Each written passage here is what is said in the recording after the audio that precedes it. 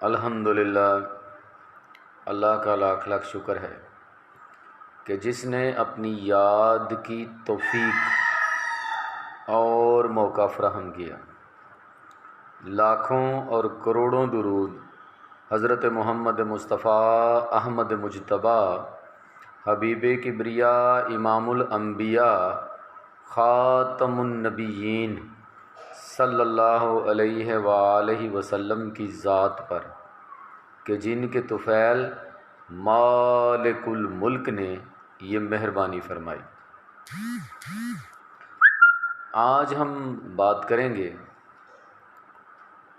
کہ نماز حقیقی سے کیا مراد ہے اور یہ کس طرح ادا کی جاتی ہے۔ راہ طریقت میں، راہ سلوک میں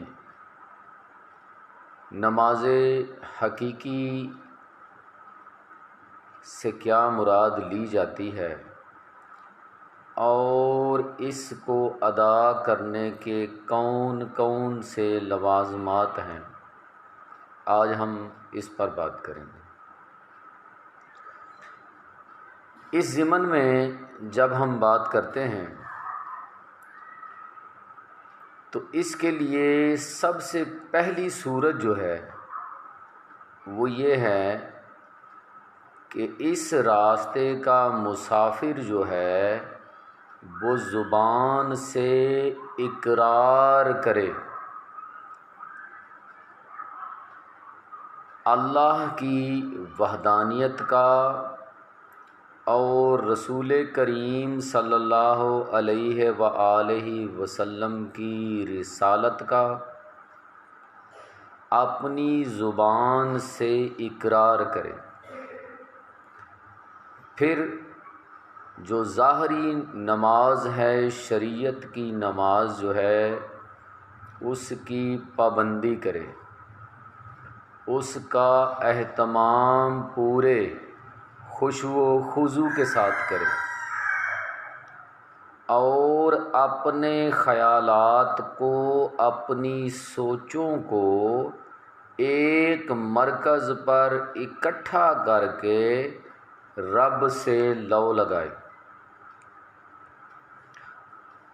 اس کے دل میں، اس کے دماغ میں، اس کی سوچوں میں، اس کے تفکرات میں، اس کے خیالات میں صرف ذات الہی جو ہے وہ بسنی چاہیے۔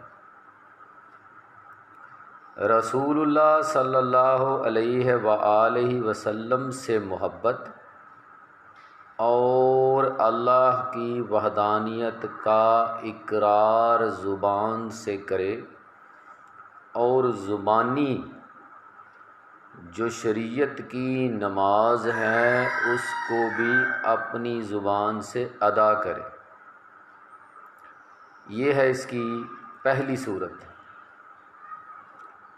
اب دوسری صورت جب ہم دیکھتے ہیں کہ جب کوئی شخص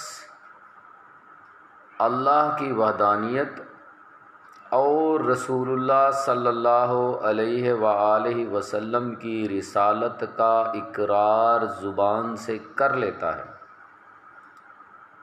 تو پھر اس کی تصدیق بالقلب اپنے دل سے اس کی تصدیق بھی کرے۔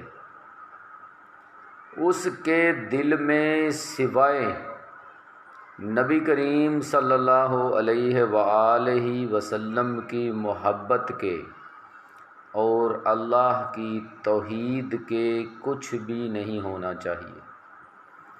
وہ اپنے دل میں رسول اللہ سے محبت کی شمع جلائے اور اس شمع کی اس ہلکی آنچ پہ ما سوا کو جلا کر راکھ کر دے۔ دل میں جو شمع رسول اللہ صلی اللہ علیہ وآلہ وسلم کی روشن ان کے نام کی کرے گا، وہ اللہ کے فضل و کرم سے اس کے دل سے ماسوا کو، غرور کو، تکبر کو، کینے کو، بغض کو، حسد کو ختم کر دے گی اور اس کے دل کو رب تعالیٰ کی شان کے مطابق تیار کرے گی، پاک کر دے گی، کیونکہ وہ ذات پاک ہے اور وہ پاکیزہ چیزوں کو پسند کرتی ہے اور پاک دلوں میں سما جاتی ہے۔ کائنات کی وسعتوں میں رب کی ذات نہیں سماتی، لیکن بندہ مومن کے دل میں سما جاتی ہے۔ اب وہ دل جس میں رب کی ذات سما جائے، وہ دل تیار کیسے ہوگا؟ اس کے لیے نبی کریم صلی اللہ علیہ وآلہ وسلم کے نام کی، ان کی محبت کی شمع کو دل میں روشن کرنا پڑے گا۔ جب دل جو ہے وہ تصدیق کر دے گا اللہ کی توحید کی اور رسول اللہ کی رسالت کی، خاتم النبیین ہونے کی دل تصدیق کرے گا، تو دل کو حضوری مل جائے گی اور حقیقی نماز جو ہے وہ ادا ہونا شروع ہو جائے گی۔ بات ساری اس میں حضوری کی ہے، اور حضوری بنا محبت کے نہیں ملے گی، اور محبت بھی رسول اللہ سے صلی اللہ علیہ وآلہ وسلم۔ اب اگر ہم تیسری بات دیکھتے ہیں اس ضمن میں، تو وہ ہے کسی کامل پیر کے ہاتھ پر بیعت کرنا اتنا ہی ضروری ہے۔ راہ سلوک اور راہ طریقت کے لوگ اس بات کو بخوبی سمجھتے ہیں اور جانتے ہیں، اور یہ پیغام بھی انہی کے لیے ہے کہ مرشد کامل کا ہونا اتنا ہی ضروری ہے، اس کے ہاتھ پر بیعت کرنا بھی اتنا ہی ضروری ہے جتنی کہ آپ کی سانسیں۔ اور آپ اگر اس راستے میں ترقی کرنا چاہتے ہیں، ظاہری نماز تو سب پڑھتے ہیں، حقیقی نماز کی ادائیگی چاہتے ہیں، ایسی نماز جو اللہ کو پسند ہے، جس میں حضوری ہے، اور اللہ ایسے لوگوں کو اپنے مقربین میں شامل کرتا ہے۔ اگر آپ اس میں شامل ہونا چاہتے ہیں تو مرشد کے بغیر یہ ممکن ہی نہیں۔ ایسا کیوں ہے؟ کیونکہ مرشد کی ذات ہی وہ ذات ہے جو آپ کی تمام سوچوں کو، تمام فکروں کو، تمام تفکرات کو ایک مرکز پر اکٹھا کرتی ہے، اور جب آپ کا مرکز جو ہے وہ قائم ہو جاتا ہے تو پھر ہر چیز آپ سے جو نقصان دہ ہے وہ دور ہو جائے گی، اور انشاءاللہ آپ راہ سلوک میں ترقی کریں گے۔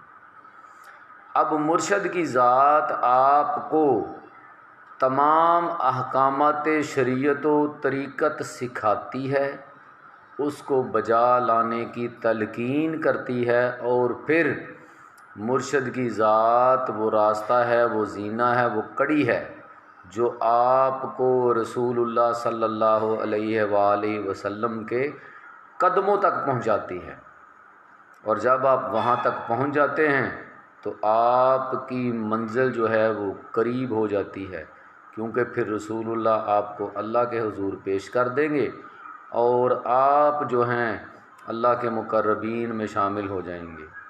تو حقیقی نماز جو ہے اس کو ادا کرنے کا یہی طریقہ ہے، اسی طریقے سے آپ حقیقی نماز ادا کرنے والے بن سکتے ہیں۔ اللہ تبارک و تعالی ہم سب پر اپنا کرم فرمائے، اور دعا ہے کہ ہم سب کو حقیقی نماز ادا کرنے کی توفیق عطا فرمائے۔ وما علینا الا البلاغ المبین۔ السلام علیکم۔